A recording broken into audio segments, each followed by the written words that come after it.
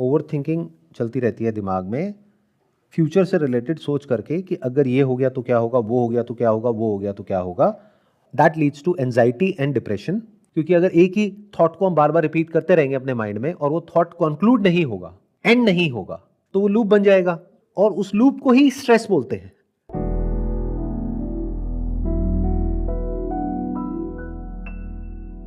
If I am talking about business, मैं एक example लूँ तो कि हम वो बिजनेस कर तो रहे हैं बट इतना डिस्ट्रैक्शन हो रहा है, या फिर आप ये कह लीजिए कि प्रॉफिट नहीं आ रहा है, मार्केट में कंपटीशन है इतना ज़्यादा सेम चीज़ पे, तो होता क्या है फिर डिस्ट्रैक्शन हो जाता है। फिर ऐसा लगता है कि चेंज करते हैं, आज हमने ये स्ट्रैटेजी बनाई कि हम ऐसे काम करेंगे क्योंकि उसमें प्रॉफिट नहीं आ रहा, और जस्ट उसको 1 वीक ही हुआ है उस स्ट्रैटेजी को, नेक्स्ट वीक हमने एक और स्ट्रैटेजी बना ली।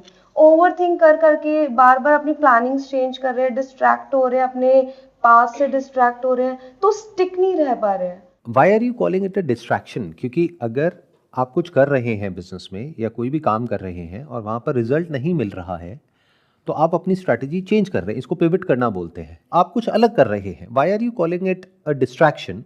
बिकॉज मुझे ऐसा लगता है कि अगर हमने कुछ प्लानिंग करी है तो हमें उसको टाइम देना चाहिए ना, उसको टाइम देंगे तब वो शायद रिजल्ट देगा, बट हम लोगों में इतने पेशेंस ही नहीं है कि उसको मैं टाइम दूं, तो पेशेंस की कमी कह सकती हूँ मैं इसको। जो आप क्वेश्चन पूछ रहे हो ना, उसी क्वेश्चन में आप खुद उसका आंसर भी दे रहे हो और यहीं पे गड़बड़ हो रही है। What you are saying is कि इस तरह से मैं डिस्ट्रैक्ट हो जाती हूँ, यानी कि मैं जब कोई काम करती हूँ वहाँ पे रिजल्ट नहीं आता है तो मैं कुछ और करती हूँ। लेकिन अगर मैं ये ना करूँ, मैं उसी स्ट्रैटेजी पे टिके रहूँ, यानी मेरे अंदर पेशेंस हो। अब मेरा अगला क्वेश्चन आपसे ये होगा, पेशेंस कितना होना चाहिए? अभी आप कह रहे हो 1 हफ्ते में मैं चेंज करती हूँ अपनी स्ट्रैटेजी को, तो क्या आप ये कह रहे हो कि अगर 1 हफ्ते में ना करूँ, 1 महीने में करूँ, 1 साल में करूँ, 10 साल में करूँ तो रिजल्ट मिल जाएगा? सो यहाँ पे समझने वाली बात यह है कि जो आप गोल सेटिंग कर रहे हैं उसमें साथ में टाइम भी होना चाहिए। अभी प्रॉब्लम ये है कि आपने एक स्ट्रैटेजी बनाई बट आपने ये उसके साथ में नहीं अटैच किया कि कितने टाइम में ये डिसाइड होगा कि स्ट्रैटेजी काम कर रही है या नहीं कर रही है, या फिर उसका मेजरमेंट क्या है कि किस बेस पे आप कहोगे कि स्ट्रैटेजी सक्सेसफुल है या फेलियर है। फॉर एग्जाम्पल, आपने एक स्ट्रैटेजी बनाई और वहां पे 10 ऑर्डर आ गए और आप परेशान हो रहे हो, क्यों? क्योंकि आपने पहले से ये नहीं सोचा था, या तो आपने पहले से ये सोच लिया होगा कि ये करके 100 ऑर्डर आएंगे, तो इसका मतलब प्लानिंग में गलती हो गई, या फिर आपने ये टाइमलाइन सेट नहीं करी कि कितने टाइम में वो होगा तो हम उसको सक्सेस कहेंगे या फेलियर कहेंगे। तो it is not a problem of distraction, it is a problem of planning, कि प्लानिंग कैसे करें लाइफ में। But over think at the same time मेरे को ओवर थिंक होने लग जाता है कि नहीं हो पा रहा है, इससे मैं कैसे ओवरकम करूं, मतलब मैं ओवर थिंक इतना कर लेती हूँ कि फिर मैं उस प्लानिंग को चेंज कर देती हूँ। तो प्लानिंग को चेंज करना बुरा थोड़ी ना होता है। जो भी लोग सक्सेसफुल हुए हैं किसी भी बिजनेस में, आपको क्या लगता है कि उन्होंने अपने माइंड में एक प्लान बनाया और उस पर स्टिक हो गए और उनको सक्सेस मिल गई? ऐसा होता है? No. जैसा हम प्लान बनाते हैं लाइफ में वैसा कभी भी नहीं होता है। आप में से कितनों की शादी हो गई है? 2 की हुई है। तो जैसा सोचा था शादी के बारे में वैसा कुछ होता है? उससे बिल्कुल अलग ही कुछ हो रहा होता है ना। वो बात शादी के बाद में समझ आती है कि ये तो कुछ और ही हो रहा है, जैसा सोचा वैसा नहीं हो। ऐसे ही बिजनेस में होता है, ऐसी जॉब में होता है, ऐसी हर काम में होता है। हम सोचते कुछ है, होता कुछ और है। तो जब उससे अलग हो रहा होता है जैसा हमने सोचा होता है, तो अपने प्लान को चेंज करना होता है। तो इसमें गलत क्या है? कुछ भी गलत नहीं है। Now you are saying over thinking. जो भी आपको यहां पर दिख रहा है या दुनिया में कुछ भी ऐसा दिख रहा है जो कि मैनमेड है, is it not a result of over thinking? किसी ने 1 पॉइंटेड थिंकिंग करी, जिसने करी पता नहीं उसके सर में कितना दर्द हुआ होगा, कितने उसने अपने दिन खराब करे होंगे जिंदगी के, या शायद पूरी जिंदगी खराब करी होगी, तब जा करके वो चीज पॉसिबल हो पाई। जैसे यहाँ पे कैमरा लगा है जो कि अभी हमको रिकॉर्ड कर रहा है हमारी कॉन्वर्सेशन को। सोचो जिसने कैमरा बनाया, क्या वो बिना थिंकिंग के बन गया? दैट मीन्स ओवर थिंकिंग करना गलत नहीं है। ओवर थिंकिंग करना बिल्कुल भी गलत नहीं है। सबसे पहले तो ये हमको समझना पड़ेगा, प्लस ये समझना पड़ेगा कि जो प्रॉब्लम आप कह रहे हो, क्या आप ओपन भी हो उस प्रॉब्लम के सॉल्यूशन के लिए, या फिर जो आप क्वेश्चन पूछ रहे हो उसी में आपके पास में आंसर भी है फिर भी आप पूछ रहे हो। जैसे आपने क्वेश्चन ये पूछा कि ये मेरी प्रॉब्लम है कि मैं कुछ टाइम में अपना बिजनेस प्लान चेंज कर देती हूं जिसकी वजह से मुझे ओवर थिंकिंग होती है, लेकिन अगर मैं ये ना करूं, मेरे अंदर पेशेंस हो और मैं डिस्ट्रैक्ट ना हो, तो मेरे को रिजल्ट मिल जाएगा। अब मेरा अगला क्वेश्चन आपसे ये होगा कि जो भी आपकी स्ट्रैटेजी है, पहले तो आपको ये कैसे पता कि वो स्ट्रैटेजी सही है या नहीं है? क्योंकि अगर वो सही नहीं है तो एक हफ्ता क्या, एक साल में भी रिजल्ट नहीं मिलेगा, 100 साल में भी नहीं मिलेगा। तो इस patience the answer. So that's what I am asking कि मेरे को एग्जैक्टली आइडिया ही नहीं है कि जो मैं प्लानिंग कर रही हूँ वो ठीक भी है कि नहीं है। That is a problem. Yes exactly. Problem ये है कि हमें क्लैरिटी नहीं है कि जो हम कर रहे हैं वो सही भी है या नहीं है, या उसकी वजह से रिजल्ट आएगा भी या नहीं आएगा। राइट। इसलिए ओवर थिंकिंग हो रही है, इसलिए डर लग रहा है, इसलिए माइंड बार बार चेंज होता रहता है कि अब ये करूं या वो करूं, जॉब करूं या बिजनेस करूं, या बिजनेस में ये चेंज कर दूं या बिजनेस ही चेंज कर दूं। ये सब क्यों हो रहा है? क्योंकि क्लैरिटी नहीं है। तो क्वेश्चन ये होना चाहिए कि कैसे हमारा जो प्लान है, हमारी जो स्ट्रैटेजी है, वो स्ट्रांग बने। उसमें सक्सेस होने के चांसेस बहुत ज्यादा होने चाहिए, फेलियर के बहुत कम होने चाहिए, और अंदर से आपको ये पता होना चाहिए, नॉट बेस्ड अपॉन कि मुझे ऐसा लगता है, कि मेरी गट फील ऐसा कहती है। तो what I am saying is कि पहले प्रॉब्लम को अच्छे से डायग्नोस करो। तो प्रॉब्लम जो मुझे समझ आ रही है, जो प्लान है, जो स्ट्रैटेजी है, उसमें इतना दम नहीं है। अब वो क्यों नहीं है? क्योंकि आपको उसमें एक्सपीरियंस नहीं है। कोई प्लान जो आप बना रहे हो, अगर वो प्लान मैं बनाता हूं या कोई और इंसान है जिसने उस तरह का बिजनेस किया हुआ है, वो बनाता है और वो आपको बताता है कि इसको इस तरीके से कर लो, अब कोई डिस्ट्रैक्शन आएगा आपके माइंड में और वो आपको एग्जैक्ट बता दे कि देखो ये करने से इतना टाइम लगेगा, और आपको कॉन्फिडेंस हो कि वो इंसान जो गाइड कर रहा है वो अपने फायदे के लिए आपको गाइड नहीं कर रहा है कि जो मैं प्लान दे रहा हूं ना, इस पे चल करके तुम 10 लाख 20 लाख 50 लाख रुपए महीने का कमाओगी, बस मुझे 1 लाख रुपए दे दो। तो इसका मतलब क्या हुआ कि वो इंसान अपने फायदे के लिए आपके प्लान को मैनिपुलेट कर रहा है। बट मान लो आपको कोई वेल विशर है, फैमिली में, फ्रेंड सर्कल में, या कहीं कोई कनेक्शन में, कहीं ना कोई तो होता है ना, जो वैसा कुछ कर रहा होता है जैसा कि आप कर रहे हो। तो अगर उनको आप अप्रोच करो, उनके साथ टाइम स्पेंड करो। पर मुझे ऐसा लगता है सर कि कोई भी सही एडवाइस नहीं करता। हर कोई जो भी पर्सन एडवाइस करता है वो अपने एंड पे एडवाइस करता है। मुझे ऐसा लगता है अगर इंजीनियर से इंजीनियर वाले क्वेश्चन करे जाए तो ही बेटर है, उससे मेडिकल के क्वेश्चन करेंगे तो वो क्या आंसर करेगा। तो मुझे ऐसा लगता है एडवाइस भी किससे ले, मतलब कोई एडवाइस सही करता नहीं है। या तो अगर कोई एडवाइस कर रहा है तो वो अपने एंड पे सिर्फ अपने फायदे की बात करता है कि जैसा आपने बताया कि मुझे 1 लाख दे दो और तुम्हें 50 लाख आ जाएंगे। सेम एडवाइस समझ नहीं आता। अगर उस फील्ड की आपको ना नॉलेज है ना एक्सपीरियंस है, और आप ये अज्यूम कर रहे हो कि एडवाइस कोई सही नहीं देता है, तो आपने अपने लिए सक्सेस के दरवाजे ही बंद कर दिए हैं। अब चाहे ओवर थिंकिंग हो या ना हो, कोई फर्क नहीं पड़ता है। चाहे उस प्लान पे आप 1 साल काम करो, चाहे 10 साल काम करो, कोई फर्क नहीं पड़ता है। तो सबसे पहले तो अपने जो प्री कंसीव नोशंस हैं उसको चैलेंज करो। ये कहना कि एडवाइस कोई सही नहीं देता है, ये आप अपने लिए ही सारे रास्ते बंद कर रहे हो। कोई तो एडवाइस सही देता है, ऐसे मत कहो। आपके सामने एक इंसान बैठा है। राइट। अगर आप बिजनेस से रिलेटेड कुछ करना चाहते हो तो मैंने बहुत सारे सेशंस बनाए हैं, तो क्या मैंने गलत एडवाइस दी है? No no sir, no no no no. तो इसका मतलब कहीं तो कोई है ना जो सही एडवाइस देता है, और मैं अकेला तो हूं नहीं। बहुत सारी बुक्स हैं जो बहुत अच्छे ऐसे एंटरप्रेन्योर्स ने लिखी है जिन्होंने एक्चुअल में बिजनेस किया है, तो वो भी एडवाइस सही दे रहे हैं। बहुत सारे एंटरप्रेन्योर्स हैं, उनकी बायोग्राफीज हैं। बहुत सारे ऐसे लोग हैं जो आप कर रहे हो उससे रिलेटेड वो कुछ कर रहे हैं। जैसे फॉर एग्जाम्पल, आप क्या काम कर रहे हो? आप एजुकेशन कंसल्टेंसी है मेरा। Education consultancy which is a service oriented business. Right. इसको पहले हमने ब्रॉड किया, क्योंकि अगर हम बोलते हैं एजुकेशन कंसल्टेंसी वाला ही कोई इंसान आकर के आपको गाइड करेगा तो वो क्यों करेगा, क्योंकि उसके तो आप कॉम्पिटिटर हो गए। बट अगर हम बोलते हैं एक सर्विस रिलेटेड बिजनेस जो कोई सक्सेसफुली कर रहा हो और एग्जैक्टली एजुकेशनल कंसल्टेंसी में ना हो, लेकिन कोई और सर्विस ऑफर कर रहा हो या सक्सेसफुली किसी बिजनेस को रन कर रहा हो या कर रही हो, और वो आपके फैमिली में, फ्रेंड सर्कल में, आई एम श्योर ऐसे लोग होंगे, ऐसा हो ही नहीं सकता कि ना हो। अगर उन लोगों को आप बोलोगे कि मैं कुछ करना चाह रही हूं और मैं आपसे डिस्कस करना चाहती हूं, तो क्या वो मना करेंगे मिलने के लिए? नो। मिलेंगे, आपकी बात को समझेंगे। फिर अगर आप ध्यान से उनकी बातों को सुनोगे तो कुछ बातें आपको ठीक लगेंगी, कुछ नहीं लगेंगी, और कुछ नहीं तो उनके साथ बैठ करके जब डिस्कशन करोगे तो हो सकता है जो आप कर रहे हो उसमें बहुत सारे फ्लॉज आपको नजर आ जाएंगे, कुछ नए आइडियाज मिलेंगे, उनके एक्सपीरियंस से कुछ ना कुछ सीखने को मिलेगा। बट वहां पे ये लगता है कि वो बिजनेस मेरे लिए ठीक है। मुझे ये समझ नहीं आता सर कि बिजनेस जिसमें प्रॉफिट हो वो करना चाहिए काम, या फिर जो हमारा शौक है या पैशन है उसको फॉलो करना चाहिए। आइडियल सिनेरियो है वो आपका शौक और पैशन भी होना चाहिए और उसमें पैसा भी होना चाहिए, ये आइडियल सिनेरियो है। बट अगर ये नहीं भी है तो सेकंड बेस्ट सिनेरियो है कि उसमें पैसा होना चाहिए, अगर आप बिजनेस वर्ड की बात कर रहे हो तो। That means money matters. Money obviously matters, नहीं तो काम कर क्यों रहे हो? मतलब if you saying money doesn't matter, तो जो भी आप कर रहे हो that is just a waste of time, because you are calling it a business. या तो कहो कि ये मेरा बिजनेस नहीं है, it's my passion, like walking, dancing, singing, playing with friends.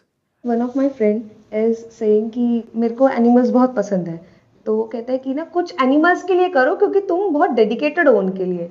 तुम एजुकेशन कंसल्टेंसी में गलत हो, तुम कुछ एनिमल्स के लिए ही करो, लाइक कुछ शेल्टर चलाओ या ऐसा रेस्क्यू करो, एनजीओ टाइप चलाओ। You are not for education consultancy business, you are for animals only.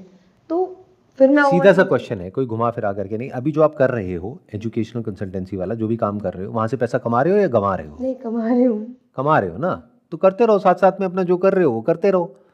अगर आप पैसा नहीं कमा रहे होते तो फिर ये सवाल उठता कि हाँ ठीक है, कुछ ऐसा करते हैं एनिमल से रिलेटेड, जो बहुत कुछ किया जा सकता है। Again that's a big industry, वो कोई छोटी इंडस्ट्री नहीं है, और उसको करने के भी बहुत तरीके हैं।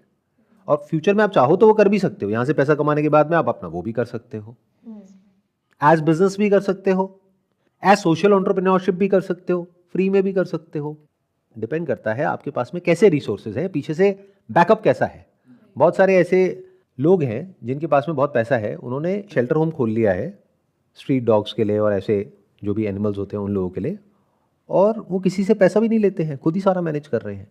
तो आप भी करो, कौन रोक रहा है? पैसा होना चाहिए। अब डिपेंड करता है आपके पास कितना पैसा है। करेक्ट। और आपको ये भी समझना है हर एक चीज़ का अपना प्लस माइनस है, क्योंकि जैसी एक चीज़ को आप एज प्रोफेशन करते हो तो वहाँ पे आपकी अप्रोच बदल जाती है। फॉर एग्जाम्पल, ये जो मैं भी कर रहा हूँ, अगर मान लो मैंने आप लोगों से पैसे ले लिए, तो जिस तरह से मैं कर रहा हूँ क्या मैं उस तरह से कर पाऊंगा?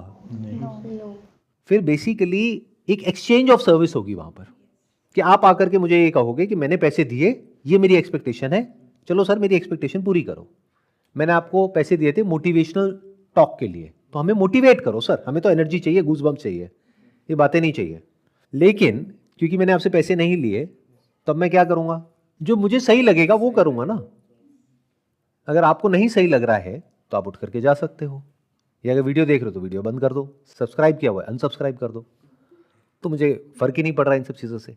समझ गए? तो ये मेरी अपनी कॉल है, मुझे देखना है किस काम को पैशन के लिए करना है और किस काम को एज अ प्रोफेशन करना है।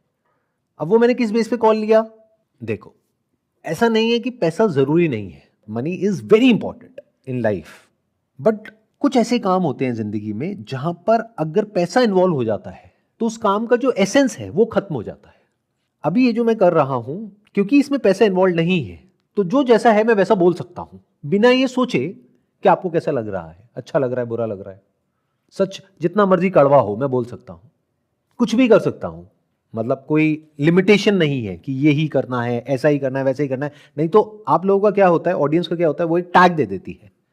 जैसे फॉर एग्जांपल आप कह रहे हो एनिमल्स के लिए कुछ करना है, तो एनिमल्स के लिए जब आप कुछ करोगे तो उनकी एक्सपेक्टेशन होगी आपसे। फॉर एग्जांपल कोई एनिमल केयर सेंटर आपने खोल दिया, तो वो कहेंगे अच्छा वहां पर तो ये होता है, आप ये क्यों नहीं कर रहे? वहां पर ये नहीं है कि आप अपने हिसाब से कुछ करने लग जाओगे, आपको उनको सेटिस्फाई करना होगा। इसको बिजनेस बोलते हैं। इन अदर वर्ड्स, जो बिजनेस होता है, प्रोफेशन होता है, उसका जो सेंटर पॉइंट होता है वो आप नहीं होते हो। इनफैक्ट आप वहां पर बिल्कुल भी इंपॉर्टेंट नहीं होते हो, वहां पर जो आपको पैसे दे रहा है वो इंपॉर्टेंट है। उसको क्या चाहिए? अगर आप उसको वो दे पाओगे जो उसको चाहिए तो बिजनेस में रहोगे, नहीं तो बाहर हो। आप कहोगे मुझे तो ये पसंद है, वो कहेगा मुझे ये पसंद नहीं है, तो बिजनेस कहां हुआ? पैशन में ऐसा नहीं होता है। पैशन में द सेंटर इज यू।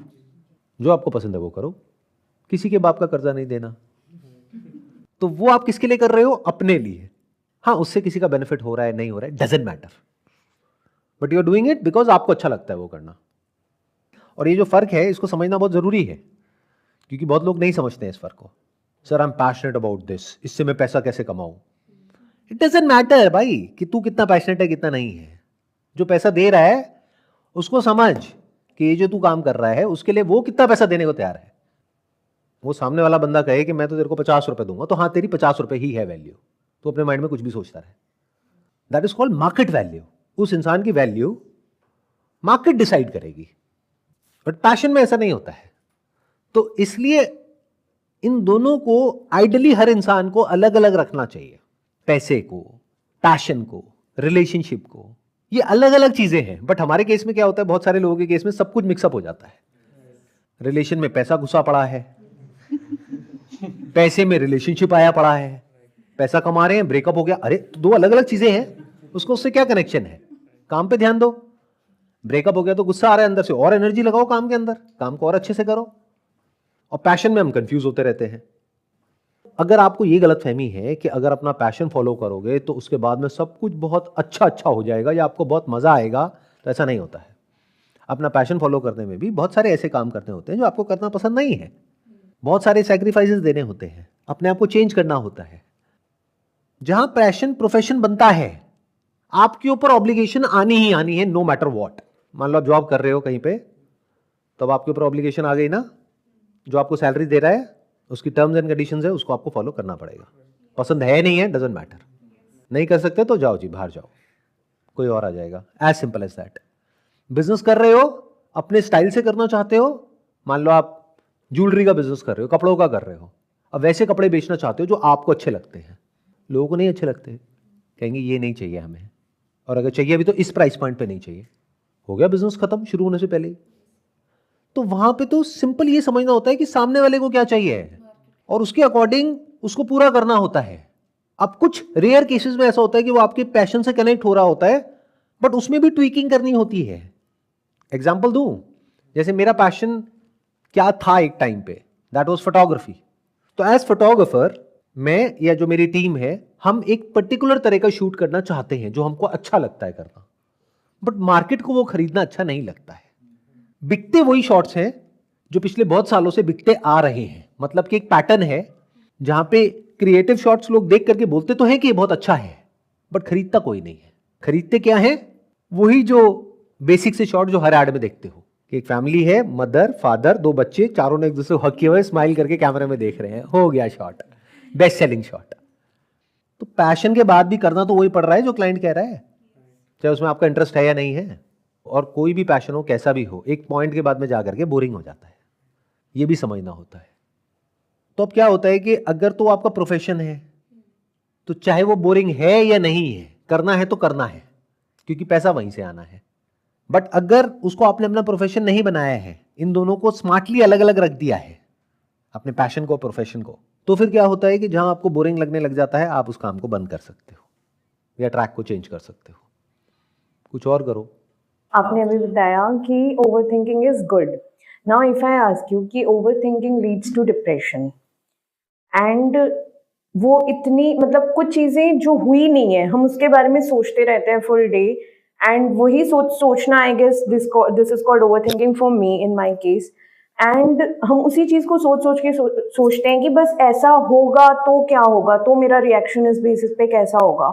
मैं वो चीज कभी स्टॉप नहीं कर पाती हूँ। आपने कहा कि ओवरथिंकिंग चलती रहती है दिमाग में, फ्यूचर से रिलेटेड सोच करके कि अगर ये हो गया तो क्या होगा, वो हो गया तो क्या होगा, वो हो गया तो क्या होगा। That leads to anxiety and depression, क्योंकि अगर एक ही थॉट को हम बार बार रिपीट करते रहेंगे अपने माइंड में और वो थॉट कंक्लूड नहीं होगा, एंड नहीं होगा, तो वो लूप बन जाएगा, और उस लूप को ही स्ट्रेस बोलते हैं। फिर हमारी बॉडी के लेवल पे भी स्ट्रेस क्रिएट होगा। जैसे ब्रेन के लेवल पे आप बहुत ज़्यादा सोचोगे, और अगर आपकी जो अवेयरनेस है वो एक पर्टिकुलर लेवल की है, यानी कि आप अवेयर हो अपनी बॉडी को लेकर के, तो आप देखोगे स्टमक में कॉन्ट्रैक्शंस हो रही हैं। मतलब सोच रहे हो दिमाग में, लेकिन स्टमक में कुछ सेंसेशंस हो रही हैं। स्टमक के लेवल पे प्रॉब्लम होनी शुरू हो गई है, डाइजेशन के लेवल पे प्रॉब्लम होनी शुरू हो गई है। अब इसका सोल्यूशन क्या है? जो स्पेसिफिकली आपने पूछा कि फ्यूचर से रिलेटेड मेरे माइंड में बहुत सारे सिनेरियोज क्रिएट हो जाते हैं, जिसको लेकर के ओवर थिंकिंग चलती रहती है। तो जो भी वो सिनेरियोज हैं वो बहुत ज़्यादा नहीं होंगे, कुछ गिने चुने होंगे। वो मैं बता देता हूँ क्या होंगे। एक रिलेशनशिप से रिलेटेड होगा, तो उसका वर्स्ट केस भी देख लो, बेस्ट केस भी देख लो, मिड केस भी देख लो। वर्क से रिलेटेड होगा, काम से रिलेटेड, बेस्ट केस देख लो, मिड केस देख लो, वर्स्ट केस देख लो, तीनों की प्लानिंग कर लो। यही तरीका है और कोई तरीका नहीं है। मतलब कि अगर आप बैठे बैठे सोचते रहे तो क्या उससे ये प्रॉब्लम कभी भी सॉल्व होने वाली है? क्योंकि आप जो सोच रहे हो फ्यूचर में कि ऐसा हो सकता है, एक्चुअल में हो सकता है वही सोच रहे हो, नहीं सोचते। जिसकी होने की पॉसिबिलिटी हो सकता है उससे बहुत ज्यादा हो जिसके बारे में आप सोच रहे हो। सीस्मिक जोन 4 में रह रहे हो, देयर इज अ पॉसिबिलिटी कि जो आप सोच रहे हो ना कि ऐसा होगा 10 साल बाद, उससे पहले आप मर ही जाओगे। करेक्ट। मलबे में दब करके, लेकिन हम उसके बारे में नहीं सोच रहे। तो आप किसके बारे में सोच रहे हो? वो जो हो सकता है, तभी तो प्रॉब्लम हो रही है। अब आप ये समझो कि आप सोच क्या रहे हो। फिर आप ये सोच रहे हो कि मेरी ये रिलेशनशिप है, इसमें कल को ये हो गया तो क्या होगा, वो हो गया तो क्या होगा, ये जॉब है, कल को ये जॉब चली गई तो क्या होगा, यही सब तो सोच रहे हो। तो हर एक चीज का एक बैकअप प्लान बना लो। सर इसमें एक प्लस और है मेरे तरफ से, जो मेरा पर्सनल होता है कि ये हुआ तो क्या होगा और इस पे मेरे को गुस्सा आया तो मैं क्या करूंगी। So I have anger issues on that sometimes. तो वो मुझे ऐसा लगता है मैं वो कैसे काम डाउन करूं, अगर ऐसा हुआ तो मुझे इस बेसिस पे बहुत गुस्सा आएगा, हाउ विल आई रिएक्ट। इसी आर्ग्यूमेंट को थोड़ा और आगे कंटिन्यू करते हैं। आपने कहा कि मैं ये सोच करके परेशान होती हूं कि अगर ऐसा हो गया तो मुझे बहुत गुस्सा आएगा। For example, just an imaginary situation, आपसे रिलेटेड नहीं है, जनरल है कि कोई इंसान मैरिड है, अब वो ये सोच रही है बैठ करके कि मेरा पति है, उसका अफेयर कहीं हो, मुझे ना पता हो, दैट्स ओके, बट अगर मुझे पता लग गया तो मुझे बहुत गुस्सा आएगा। तो इस आर्ग्यूमेंट को थोड़ा सा और आगे बढ़ाते हैं। गुस्सा आ गया तो क्या हो जाएगा? दुनिया खत्म हो जाएगी, भूचाल आ जाएगा, क्या हो जाएगा? सामने वाला भी गुस्सा करेगा, ठीक है उसको भी आ गया, क्या हो जाएगा? Explain it to me. Relationship खराब हो जाती है। नहीं, क्यों रिलेशनशिप खराब हो जाएगी? Why are you saying that? अच्छा एक बात बताओ, आपने कहा रिलेशनशिप खराब हो जाएगी, आपके माँ बाप के बीच में कभी लड़ाइयाँ हुई हैं? नहीं हुई हैं? कितनी हुई हैं और कितनी बड़ी बड़ी हुई हैं? हो गई रिलेशनशिप खराब या अभी भी साथ में रह रहे हैं? जब भी हमारी लाइफ में कुछ बहुत बड़ी गड़बड़ होती है तो गुस्सा आना नेचुरल है। गुस्सा सिर्फ इंसानों को नहीं आता, जानवरों को भी आता है। जानवरों को भी छेड़ करके देखो, तो कोई भी किसी को छेड़ता है तो गुस्सा आना नेचुरल है। अब आप क्या कर रहे हो? आप कह रहे हो कि मेरे को कोई तंग तो करे लेकिन मुझे गुस्सा ना आए। क्या ऐसा हो सकता है? पूरी जिंदगी जीते रहोगे इस कॉन्सेप्ट ऑफ नॉन एंगर में, जो कभी सच होने ही नहीं वाला है, और इसकी वजह से और ज्यादा गुस्सा आएगा क्योंकि अननेसेसरी एक रेजिस्टेंस क्रिएट हो रहा है। अगर ध्यान से मेरे साथ साथ में देखोगे तो एक बहुत बड़ी प्रॉब्लम आपकी लाइफ की सॉल्व होगी। अंदर से हम सबके अंदर गुस्सा है, बट हम अपने इस सच से डर रहे हैं। झूठ से डरो तो फिर भी एक बार को समझ आता है, भूत से डर रहे हो, हाँ ठीक है समझ आ रहा है, बेवकूफ हो। लेकिन सच से कौन डरता है? मतलब ये सच है कि हम सबके अंदर गुस्सा है। क्या ये सच है, झूठ है? ये मेरी अपनी कोई इमेजिनेशन है। कोई उसको किसी तरीके से एक्सप्रेस करता है, कोई किसी तरीके से, कोई किसी तरीके से। एक्सप्रेशन का तरीका अलग अलग है। गुस्सा तो सब में है। गुस्सा मतलब क्या? जैसा हम चाहते हैं वैसा नहीं होता है तो गुस्सा आता है। अब कोई आकर के आपको कह रहा है कि आप अपने गुस्से को कंट्रोल कर सकते हो, उसको बोलो तू बेवकूफ है। अगर उसको गुस्सा ना आए तो मेरा नाम बदल देना। क्या हो गया भाई साहब? अभी तो आप कह रहे थे गुस्से को कंट्रोल करो, क्या हो गया? आपको इतना गुस्सा क्यों आ गया? पर गुस्से में इतना कुछ निकल जाता है, मुंह से इतना कुछ निकल जाता है। तो सामने वाले के भी निकलता है, प्रॉब्लम क्या है? इतनी टेंशन क्यों ले रहे हो? हर्टिंग समटाइम्स नो ये सर कि ये सब नहीं बोलना चाहिए था यार। तो हो गई ना रियलाइजेशन, अच्छा है ना? कईयों को नहीं होती है। ऐसा होता है कि आप खुद भी उतनी कुछ बोल देते हैं, समटाइम्स बाद आपको रियलाइज होता है कि ये नहीं बोलना चाहिए था, या ये सामने वाले को भी नहीं बोलना चाहिए था। आपको मेरे से क्या जवाब चाहिए? वो जो आप सुनना चाहते हो या वो जो सच है? जो सच है। तो सच ये है कि मैच्योरिटी इसे कहते हैं कि गुस्से में कही हुई बात कोई मैटर नहीं करती है अगर रिलेशन अच्छा होता है तो गुस्से में आपने क्या कहा, उसने क्या कहा, ये आज नहीं तो कल एक पति पत्नी को समझ आ जाती है। जिनको समझ नहीं आती है वो अलग हो जाते हैं, जिनको समझ आ जाती है वो साथ रहते हैं। ये एक्चुअल सॉल्यूशन है। जो आप सॉल्यूशन चाह रहे हो वो सॉल्यूशन नहीं है। आप क्या चाह रहे हो? खुद को बदलना चाह रहे हो। अच्छा, खुद को बदला जा सकता है? हाँ, बताता हूँ कैसे। अपना जो भी काम धंधा कर रहे हो सब छोड़ दो। 3 महीने के लिए, 6 महीने के लिए कोई जगह बताऊंगा, वहां पर जा करके बैठ जाओ। सुबह से रात तक सिर्फ बैठना है, अपने थॉट्स को देखना है, और जब वो गुस्सा ट्रिगर होता है उस पॉइंट पे देखना है कि एक अंदर सेंसेशन उठती है। वो सेंसेशन उठेगी बट आपको रिएक्ट नहीं करना है। तो एक ऐसा पॉइंट आ जाएगा जहां पर जा करके आप उस पर्टिकुलर जगह पे अपने गुस्से को कंट्रोल कर पाओगे, बशर्ते आप उसी जगह पे रहो, सब कुछ छोड़ छाड़ के वहां पे चले जाओ। क्योंकि जैसे ही आप वापस आओगे, वापस से वही हो जाएगा जैसे आप हो अंदर से एक्चुअल में पिछले 30 साल से। कुछ नहीं बदलेगा। You mean meditation doesn't help sometimes? Meditation helps up to a certain extent, बशर्ते कि आपको पता हो कि मेडिटेशन होती क्या है। We use these words, meditation. Do we know what meditation is? क्या होती है मेडिटेशन? ध्यान क्या होता है? ध्यान करना होता है या ध्यान देना होता है? दोनों। ध्यान करते कैसे हैं? करने की चीज है ध्यान? नहीं। जैसे वॉक करो समझ आता है, खाना खाओ समझ आता है, ध्यान करो मतलब क्या करें ध्यान में? ध्यान करने की चीज नहीं है, अच्छे से समझ लो मेरी इस बात को, ध्यान देने की चीज है। ध्यान दो मेरी इन बातों पर या लाइफ के ऊपर, दैट इज मेडिटेशन। ध्यान दोगे लाइफ पे तो लाइफ की बड़ी से बड़ी प्रॉब्लम का सॉल्यूशन निकाल लोगे, नहीं दोगे तो फालतू के क्वेश्चंस पूछोगे।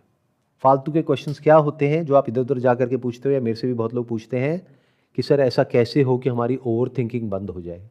आप मुझे बताओ आपको क्या बनना है? सड़कों पे जाओ, आपको बहुत सारे ऐसे जानवर बैठे हुए दिखेंगे, सड़क के बीच में बैठे हैं, आप हॉर्न बजाओ, आप कुछ भी करो, वो हिलेंगे ही नहीं अपनी जगह से, उन्हें फर्क ही नहीं पड़ता। ऐसे बनना चाहते हो क्या?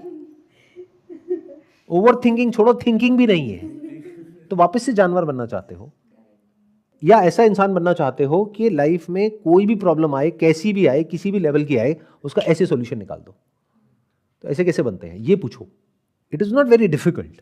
जो माइंड को समझता है इंसान, वो इंसान आपको बड़ी आसानी से थॉटलेस स्टेट में ले जा सकता है कुछ सेकंड्स के अंदर अंदर। मतलब I can take you in a thoughtless state in seconds. अभी देखना है, डेमो देखना है। अपने आप से एक सवाल पूछो सिंपल सा, आंखें बंद नहीं करनी है, ध्यान देना है, ध्यान करना नहीं है। ध्यान से अपने आप से एक क्वेश्चन पूछो, देखता हूं मैं अभी इस वक्त अपने अंदर अपने आप को क्या बोल रहा हूं या क्या बोल रही हूं।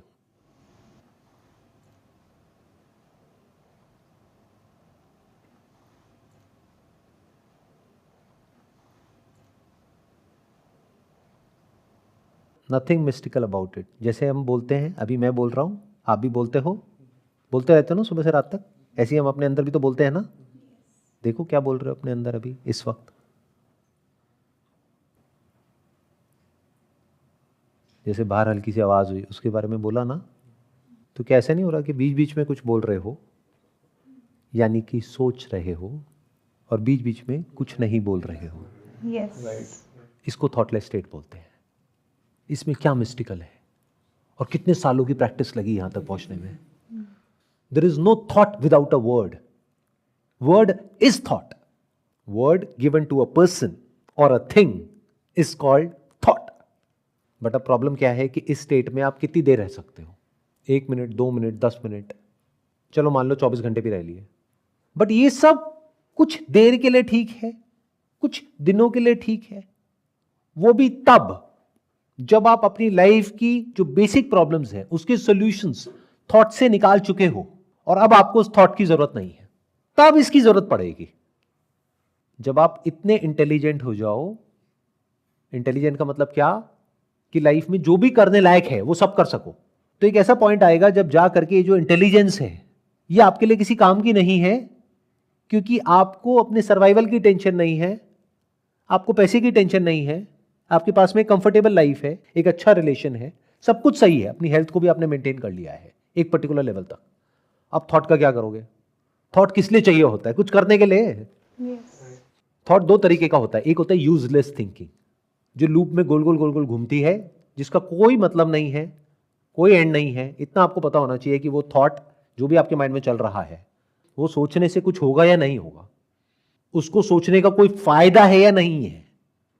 अगर फायदा नहीं है फिर भी आप सोच रहे हो तो आपको मेडिटेशन की जरूरत नहीं है, आप बेवकूफ हो। पहले अपनी समझदारी पे काम करो। इतनी सी बात को मेरी समझो कि जो फालतू की चीजें सोचते हो वो सोचना बंद करो, और जो काम की चीजें हैं वो सोचना शुरू कर दो। इसको दूसरे तरीके से बोलूं तो जब काम की चीजें सोचना शुरू कर दोगे तो फालतू की चीजें सोचने के लिए टाइम ही नहीं बचेगा। इतना पता है कि क्या काम का है क्या फालतू का है? यस। तो अगर आप बिजनेस कर रहे हो तो बिजनेस में काम का क्या है और फालतू का क्या है? फालतू का है कि एक प्रॉब्लम को डायरेक्टली ना देखना, इनडायरेक्टली देखना, कि उसमें बहुत सारे कॉन्सेप्ट्स घुसा देना कि मेरा ये बिजनेस है, उसमें ये वो ये पूरा एक खिचड़ी बना देना अपने माइंड में, और उसमें गोल गोल गोल गोल घूमते रहना। उससे क्या होगा? अननेसेसरी जो काम होना चाहिए, यानी कि बिजनेस में प्रॉफिट आना चाहिए, वो नहीं आएगा, बाकी सब कुछ हो जाएगा।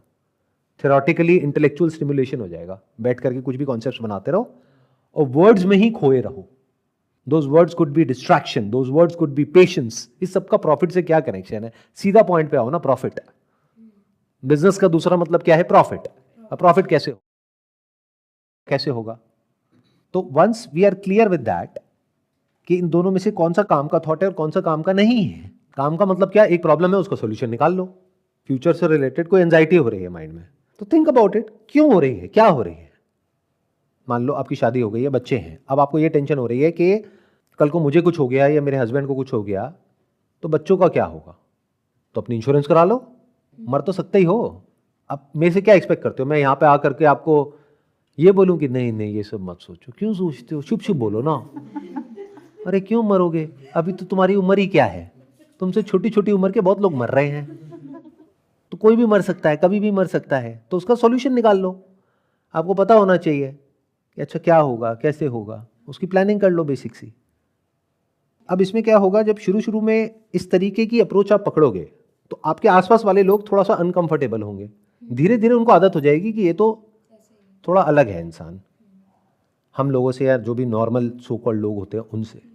सर इस सेंटेंस में कितनी सच्चाई है, और या फिर इसके साथ रहना चाहिए just go with the flow. लोग कहते हैं कि जैसा हो रहा है ना होने दो, just go with the flow.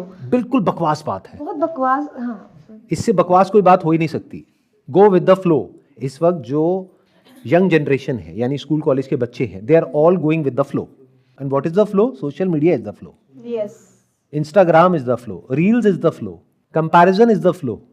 Flow कहां पर है, imitation, comparison, jealousy, time pass करना, टाइम को किल करना, इंस्टेंट ग्रेटिफिकेशन, ये है फ्लो। एक बच्चे को छोड़ दिया जाए उसके हालात पर और बच्चे को बोला जाए गो विद द फ्लो, तो बच्चा कहां जाएगा, वहीं जाएगा जहां उसको मजा आता है। और उस मजे की वजह से क्या होगा, वो फंस जाएगा। जहां से भी उसको मजा मिल रहा है, चाहे वो कोई चीज हो चाहे कोई इंसान हो, उसके ऊपर वो डिपेंड हो जाएगा। जहां से भी थोड़ा सा भी पेन मिल रहा है उन सब से वो कट जाएगा, और जो भी उसके अपने होंगे वो उसको सही रास्ते पे लाना चाहेंगे, तो वहां से पेन मिलेगा। इन अदर वर्ड्स क्या हुआ उस बच्चे के साथ में, पेरेंट्स से कट गया और फालतू के जो लोग हैं उनसे जुड़ गया। तो क्या हुआ, go with the flow. What is go with the flow, समझे। इसका एक दूसरा एक्सट्रीम भी है, वो क्या है, चेंज द फ्लो। मतलब क्या, पूरी दुनिया को बदल के रख देंगे। आज के बाद ना मैं ये मोबाइल को स्विच ऑफ करके अंदर रख दूंगा या अंदर रख दूंगी, मैंने ये वीडियो देख ली, अब मैं मोटिवेट हो गया हूं, आज के बाद इसको हाथ भी नहीं लगाऊंगा मैं। ये क्या हुआ, एक एक्सट्रीम से जहां आपको एडिक्शन है मोबाइल से, 6 घंटे तक टाइम पास कर रहे हो, अब कह रहे हो मैं 1 मिनट भी हाथ नहीं लगाऊंगा। उसके बाद में उस थॉट पे टिके 1 घंटा 2 घंटा, ये भी मैंने ज्यादा बोल दिया। उसके बाद में फड़फड़ाए और जा करके मोबाइल निकाल करके ले आए, तो क्या हुआ, आपको ना तो फ्लो के साथ जाना है ना फ्लो को बदलना है। You can not change the flow, you can just work on yourself. और खुद की लाइफ में देखना है प्रॉब्लम की जड़ क्या है। जड़ ये है कि आपके पास में ढंग का कुछ करने के लिए है नहीं, ये अगर है भी तो आपको पता नहीं है कि वो काम करेगा या नहीं करेगा। 2 स्टेजेस आ गए अगर ध्यान से देखोगे तो। इन 2 कैटेगरीज में आप मेजॉरिटी ऑफ पॉपुलेशन को डिवाइड कर सकते हो, या यहां पर भी जो लोग बैठे हैं उनको भी हम इन 2 कैटेगरीज में डिवाइड कर सकते हैं। एक कैटेगरी है जिनको पता ही नहीं है कि उनको लाइफ में करना क्या है, तो when they will go with the flow, तो वो क्या करेंगे वो मुझे बताने की जरूरत नहीं है, क्योंकि उनके पास में कोई गोल ही नहीं है। तो वो कहीं ऐसी किसी जगह पे जा करके फंस जाएंगे जो उन्हें खुद भी नहीं पता है कि वहां से निकलना कैसे है। धीरे धीरे वो आलसी होते चले जाएंगे, धीरे धीरे वो ऐसे हो जाएंगे कि वो खुद को कभी बदल ही नहीं पाएंगे। क्यों, क्योंकि उनको पता ही नहीं है कि उनको करना क्या है। दूसरे हैं जिनको पता है कि उनको क्या करना है, ये उनसे भी ज्यादा खतरनाक है। क्यों, क्योंकि मुझे पता है मुझे क्या करना है, मुझे कोई कुछ नहीं बताएगा। तुम कौन होते हो मुझे बताने वाले, दिमाग बंद पड़ा है। करना क्या चाहिए, आपको पता होना चाहिए आपको क्या करना है, लेकिन उसके लिए जो भी करना पड़ेगा वो सीखने के लिए हमेशा अपने दिमाग को खुला रखना है। अब अगर तो वो जो कर रहा है वो सक्सेस के लिए जो करना पड़ेगा उससे अलाइंड है उसके एक्शंस, तब तो ये बहुत अच्छा है रास्ता। बट अगर वो अलाइंड नहीं है, उसके पास में कोई गाइड नहीं है, और फिर भी वो 1 पॉइंटेड फोकस के साथ में गोल की तरफ एक्ट करता चला जा रहा है, करती चली जा रही है, there is a strong possibility, 99.99% chance कि उसको सक्सेस नहीं मिलेगी। और जब वो फेल होगा तो उसका सब कुछ ही खो जाएगा। और जब वो फेल होगा तो वो इंसान पूरी तरह से अंदर से टूट जाएगा। ये नहीं टूटेगा जिसने कुछ किया ही नहीं, वो तो वेला है, वो तो बोझ है अपने माँ बाप के ऊपर। 30 साल का हो गया है, लेकिन उसके माँ बाप आज भी उसको सुबह से रात तक यही बोल रहे हैं कि जा बेटा कुछ कर ले। 30 साल का आदमी कुछ नहीं कर रहा है, तो टूटेगा भी नहीं, क्योंकि इसको आदत हो गई है एक कान से सुनने की दूसरे कान से निकालने की। खाने पीने की टेंशन है नहीं, घर की टेंशन है नहीं, पिताजी की पेंशन आ रही है, बढ़िया लाइफ चल रही है।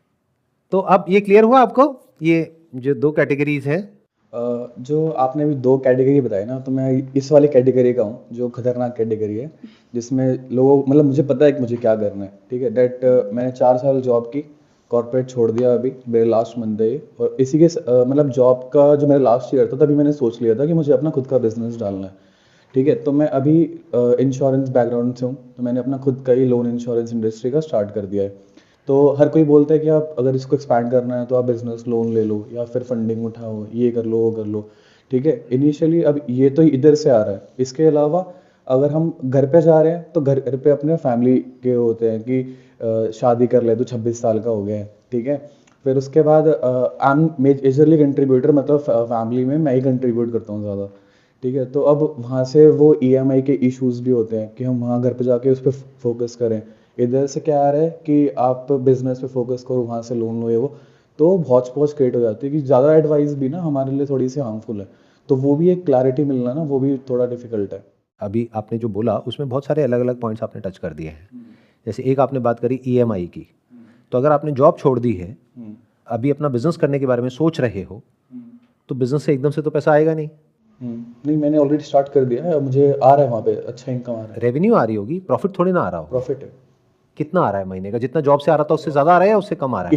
इक्वली आ रहा है, इसलिए मैंने ये डिसीजन। इक्वल आ रहा है, तो फिर ईएमआई का पॉइंट कहाँ से आया? मतलब अब क्या है कि अब मेरे पास दो सोर्सेज नहीं है, मेरे पास सिर्फ एक ही सोर्स है, पहले दो सोर्सेज थे, एक जॉब एक बिजनेस, ठीक है। अब मेरे पास ये नहीं है, मेरे पास सिर्फ ये तो है, इनकम कम हो गई पहले से ओवरऑल। इनकम कम हो गई है, राइट। तो अब मुझे इसको अगर आगे एक्सपैंड करना है तो उसके लिए अब लोग बोलते हैं कि ये ले लो, अब फिर मैं एक और ईएमआई ले लूँगा उसके चक्कर में कि मेरे को ये बिजनेस स्टार्ट करना है और इसको एक्सपैंड करना है। फिर इसके अलावा आप जब घर जाओगे, ऐसा कौन बोलता है कि आप लोन ले लो इस बिजनेस को बढ़ाने के लिए? क्योंकि जहां तक मैं इस बिजनेस को समझता हूं, जो आप टर्म इंश्योरेंस वाले बिजनेस की बात कर रहे हो, आपने क्या करा होगा, आपने किसी ना किसी इंश्योरेंस कंपनी की एजेंसी ली होगी, यानी मतलब you must be an independent agent working for an insurance company, right? Right independently आप काम कर रहे हो, राइट। तो इसमें लोन क्यों लेना है और पैसा क्यों लगाना है इस काम में? अभी क्या है ना, अभी ये सिर्फ स्केल करने के लिए, अभी जब मैं मेरा जो भी इनकम आ रहा है वो इक्वली आ रहा है, मतलब हर महीने 40-50,000 रुपीज मेरे बिजनेस से आ रहा है मेरे को, लेकिन इसको स्केल करने के लिए, आगे बढ़ाने के लिए। नहीं नहीं नहीं नहीं नहीं, अभी प्रॉब्लम कुछ और है। मैं बताता हूँ प्रॉब्लम क्या है। प्रॉब्लम ये है कि आपने कुछ ऐसे लोगों की वीडियोस देख ली हैं, पॉडकास्ट देख लिया है, या शार्क टैंक ज़्यादा देख लिया है, तो वो सब देखने की वजह से आपके दिमाग में कुछ ऐसे कॉन्सेप्ट्स बैठ गए हैं बिजनेस से रिलेटेड कि अगर बिजनेस को बढ़ाना है तो हमें पैसा चाहिए, फंडिंग चाहिए, लोन चाहिए, ये चाहिए वो चाहिए। ये सब बकवास है। एक्चुअल जो बिजनेस होता है उसके लिए ये सब नहीं चाहिए होता है, unless and until you are creating a very big startup, जहां पे कि इनिशियली 2 4 5 साल तक पैसा बर्न होने वाला है और उसके बाद में 5 साल बाद जाके रेवेन्यू आएगी, फिर प्रॉफिट आएगा। अभी आप क्या कह रहे हो, आप एक ऐसा बिजनेस कर रहे हो जो आज की डेट में भी प्रॉफिटेबल है, राइट। तो आपको लोन नहीं चाहिए, आपको फंडिंग नहीं चाहिए। उसको क्या करोगे? अगर आपको बिजनेस को एक्सपैंड करना है तो आपको बेसिकली ये क्रैक करना है कि जिस भी तरीके से आप मार्केटिंग कर रहे हो उसमें अपनी जो रिटर्न ऑन इन्वेस्टमेंट है उसको कैसे बढ़ाया जाए। यानी कि अगर आप एक एक्स अमाउंट खर्च कर रहे हो कैक पे, यानी कस्टमर एक्विजिशन कॉस्ट पे, आप एक पर्टिकुलर अमाउंट स्पेंड कर रहे हो, वो आपको कैलकुलेट करना होगा अभी कितना स्पेंड कर रहे हो। और मान लो वो अभी आप स्पेंड कर रहे हो 1,000 रुपए, जहां पे जाकर के एक कस्टमर आपके पास में आता है जो अभी इमीडिएट बिजनेस देता है मान लो 5,000 रुपए का, जिसमें से 20% आपको मिल जाता है। 1,000 लगाया, 1,000 मिला, तो अब दिमाग ये लगाना है क्या 1,000 लगा करके या 500 लगा करके 20,000 आ सकता है। अगर ये क्रैक कर लेते हो तो रेवेन्यू तो 5x हो गई ना। एग्जैक्टली। तो अगर अभी आप महीने का 50,000 रुपए कमा रहे हो तो 2.5 लाख पे पहुंच गए।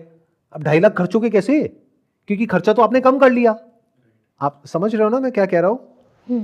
तो बिजनेस में वैसा नहीं चाहिए होता है जैसा इधर उधर दिख रहा होता है। एक्चुअल जो बिजनेस होता है उसमें आपको ये क्रैक करना होता है कि किस तरीके से कम कॉस्ट में आपके पास में ज्यादा से ज्यादा कस्टमर्स आ पाए। जैसे बिजनेस की जो मेरी अंडरस्टैंडिंग है, अगर उसको मेरे को आपको शॉर्ट में बताना हो कि इसमें आपको क्या चाहिए, कैसे करोगे इसको क्रैक, तो जो आपके एग्जिस्टिंग कस्टमर्स हैं, अभी कितने हैं एग्जिस्टिंग कस्टमर्स आपके? क्योंकि अगर आप कह रहे हो मैं बहुत कमा रहा हूं तो बहुत कस्टमर्स भी होंगे। अभी महीने के 40-50 के हो जाते हैं। और ये काम कब से कर रहे हो आप? लास्ट 1 ईयर से जॉब के साथ तो साथ। अब तक टोटल कितने कस्टमर्स हैं? 100+। एक महीने के 40-50 और 100+, ये कैसे हो अभी रहा है? अभी स्केल हुआ है, अभी स्केल हुआ है। अभी 40-50 हो रहे हैं। पहले पहले तो बहुत कम था, जब स्टार्ट किया था तो 10-15 या फिर 0 भी था। तो अगर अभी आपके पास में 100 कस्टमर्स हैं, ये 100 वो कस्टमर्स हैं जिन्होंने आपसे कोई ना कोई टर्म इंश्योरेंस कराई है। हाँ, कुछ ना कुछ करते स्केल हुआ। अभी 40-50 हो रहे हैं, पहले पहले तो बहुत कम था, जब स्टार्ट किया था तो 10-15 या फिर 0 भी था। तो अगर अभी आपके पास में 100 कस्टमर्स हैं, ये 100 वो कस्टमर्स हैं जिन्होंने आपसे कोई ना कोई टर्म इंश्योरेंस कराई है। हाँ, कुछ ना कुछ करते रहते हैं, जैसे हेल्थ ले लिया, लाइफ, सब कुछ है। एवरेज टिकट साइज क्या है? 10-15,000। 10-15,000। तो 100 कस्टमर इंटू 10,000, यानी आप अब तक 10 लाख का बिजनेस जनरेट कर चुके हो। इसका कमीशन आता है ना, बिजनेस से ज़्यादा दे दिया है, लेकिन हमें तो 15% ही मिलता है ना एज एन एजेंट, 15-20% ही मिलता है। तो प्रॉफिटेबिलिटी इसके साथ साथ मेरा लोन का भी है, ठीक है। तो हम लोन में भी हैं, तो सब कुछ अपनी वेबसाइट की कॉस्टिंग हटा के, उन लोगों की सैलरी हटा के, तब आपको मैं बता रहा हूँ। तो जो आप 10,000 रुपये कह रहे हो, वो 10,000 रुपये आपका कमीशन है या उतने की उन्होंने इंश्योरेंस आपसे कराई है? एवरेज टिकट साइज है वो, कमीशन तो 1500 हुआ ना। कमीशन इस 1,500 रुपये, 1,500 इंटू 100, तो अब तक इस बिजनेस से आपने 1.5 लाख रुपए कमाया है। हाँ। उसमें 3 बंदों की सैलरी भी आप निकाल पा रहे हो। हाँ, निकाल लेता हूँ मैं। अभी क्या है ना कि स्केल हो रहा है, तो कभी कभी कम भी होता है, कभी ज़्यादा भी होता है, तो बिल्कुल ये नहीं है कि कंसिस्टेंटली आ रहा है। इसी महीने लोन का बिजनेस ज़्यादा होता है, किसी महीने इंश्योरेंस का ज़्यादा होता है। तो आपको पहले जो आपका बिजनेस मॉडल है उसको अच्छे से क्रैक करना होगा, इन द सेंस कि आपको ज़्यादा कस्टमर्स नहीं चाहिए। ये जो पर्टिकुलर बिजनेस है आपका, उसमें आपको ये चाहिए कि जो एग्जिस्टिंग कस्टमर्स हैं उन्हीं को आप क्रॉस सेलिंग कैसे कर सके। वो तब होगा जब उनको आपके ऊपर ट्रस्ट होगा। तो अब उस रिलेशनशिप को बिल्ड करने के लिए ऐसा क्या कर सकते हो जहां पे खर्चा 0 है लेकिन रिटर्न बहुत ज्यादा है। अब इसमें फंडिंग कहां से आई, इसमें लोन कहां से आया, इसमें ईएमआई कहां से आई, या ईएमआई बीच में आ रही है, तो जिस भी चीज की ईएमआई है, आई एम अज्यूमिंग गाड़ी की होगी। गाड़ी की है। तो अगर वो प्रॉब्लम कर रही है और एक तरफ से आपको बिजनेस भी बिल्ड करना है, तो गाड़ी को बीच में से हटाना होगा ताकि वो प्रेशर हटे। समझ गया। This is part of planning. Important क्या है कि आज आपके पास में गाड़ी रहे लेकिन बिजनेस लॉन्ग टर्म में ना चल पाए, या फिर गाड़ी हट जाए लेकिन बिजनेस लॉन्ग टर्म में इतना ग्रो कर जाए कि एक क्या 100 गाड़ियां आ जाए। 100 तो ज्यादा हो गया, 4 गाड़ियां आ जाए। तो वही मैंने कहा ना कि आप इस कैटेगरी में हो, यानी कि आप ये दूसरी कैटेगरी में हो जहां पर आपको पता तो है मुझे क्या करना है, बट अभी तक ये नहीं पता है कि उसको किस तरीके से करना है। लेकिन गड़बड़ क्या हो रही है कि आपको ये लग रहा है कि मुझे पता है कि इसको आगे एक्सपैंड करने के लिए क्या करना पड़ेगा, और वो जो आपको लग रहा है वो एक्चुअल में सच नहीं है। वो किसी भी ऐसे इंसान के साथ बैठोगे जो एक्चुअल में बिजनेस को समझता है, थोड़ी देर के अंदर अंदर पेपर पेन ले करके ऐसे ऐसे फैक्ट्स उठा करके आपके सामने रख देगा आपके बिजनेस के, कि आपके जो सारे प्री कंसीव नोशंस है वो टूट जाएंगे। मतलब हवाई बातें सारी हट जाएंगी, एकदम जमीन पे आ जाओगे। उसको रियल बिजनेस बोलते हैं। Business has got nothing to do with जैसा आपको लग रहा है। ग्राउंड रियलिटी को समझ के उसके हिसाब से एक्ट करना होता है। जैसे आपको क्या करना है कि इस बिजनेस में वो लोग जो सक्सेसफुल हैं, और इस बिजनेस में तो मजे की बात क्या है कि जिस भी इंश्योरेंस कंपनी के साथ में आप जुड़े हुए हो, उनकी बहुत सारी कॉन्फ्रेंसेस होती रहती हैं, मीटिंग्स होती रहती हैं, तो वहां पर आप जाते रहते होगे, औरों से भी मिलते होगे। बिल्कुल। तो आप तो सबसे कनेक्टेड हो, जहां पर सब एक दूसरे के साथ में इंटरेक्ट कर रहे हैं, सब एक दूसरे से सीख रहे हैं। सीखने वाला होना चाहिए। तो वहां पर तो आपको जा करके ऐसे जो लोग जो सक्सेसफुल हो रहे हैं वहां पर उनके साथ में जाना है, उनके पास में जाके टाइम स्पेंड करना है। किसी भी बहाने से थोड़ा बेशरम बनना होगा। मतलब मान लो किसी पर्टिकुलर सिटी में कोई रहता है, तो आप एक्चुअल में नहीं जा रहे वहां पे, लेकिन उनको आपने फोन किया कि अगले हफ्ते मैं वहां पर आ रहा हूं, आप हो ना? तो वो क्या कहेगा? नहीं हूं मैं। वो कहेगा आ जाओ, घर आ जाओ, लंच करते हैं। तो वहां से हो सकता है आप कुछ ऐसा सीख जाओ, जो वो एक चीज सीखोगे वो एक तरफ, और जो भी अपने माइंड में बैठ करके सोच रहे हो वो सब एक तरफ। बट ये सब काम अपने आप नहीं होता है, ओवर थिंकिंग से नहीं होता है, गोइंग विद द फ्लो से नहीं होता है, करना पड़ता है। तो have a solution oriented mind with one pointed focus. In other words, जब भी आपके माइंड में कोई भी कंफ्यूजन होता है, किसी भी तरह का कोई भी कॉन्फ्लिक्ट होता है, तो you are not in flow. But जब कोई कंफ्यूजन नहीं होता है, बिल्कुल क्लियर होता है कि अभी क्या करना है, कैसे करना है, तो you are in a state of flow. उसको अचीव करना है। सर पास्ट से कैसे निकले अपने? लाइक ओवर थिंकिंग में फ्यूचर तो बोल दिया, पर पास्ट की कुछ चीजें हैं जिसका हम ओवर थिंक करते हैं कि ये गलत हो गया या इसका क्लोजर नहीं मिला, तो उससे प्रेजेंट पे बहुत फर्क पड़ता है। पहले आपको ये समझना होगा आप पास्ट में एक्चुअल में हो भी या नहीं हो, क्योंकि आपका जो क्वेश्चन है उसमें क्या इम्प्लाइड है कि अभी आप पास्ट में हो और आपको पास्ट से निकलना है। तो मेरा अगला क्वेश्चन आपसे ये होगा कि क्या आप एक्चुअल में पास्ट में हो? फॉर एग्जाम्पल, आप किसी के साथ रिलेशनशिप में थे, शादी हुई, डिवोर्स हो गया। अब अगर आप एक क्वेश्चन पूछ रहे हो कि पास में से कैसे निकले, तो मैं आपको जवाब दूंगा, डिवोर्स हो गया ना, तो पास से तो आप निकल चुके हो। हाँ, अगर डिवोर्स नहीं हुआ होता तो ये क्वेश्चन उठता कि वो जो पास्ट है, जो अभी भी प्रेजेंट में हमारे साथ में है, उससे कैसे पीछे छुड़ाएं। पास्ट में आपके साथ में बचपन में कुछ गलत हुआ, क्या अभी हो रहा है? नहीं, तो आप पास्ट से निकल चुके हो। बस इतना सा समझना है। If you are saying past से रिलेटेड ओवर थिंकिंग कैसे खत्म हो, तो पहले आपको देखना होगा कि क्या वो पास्ट, जिसको हिंदी में भूत भी बोलते हैं, क्या वो एक भूत है?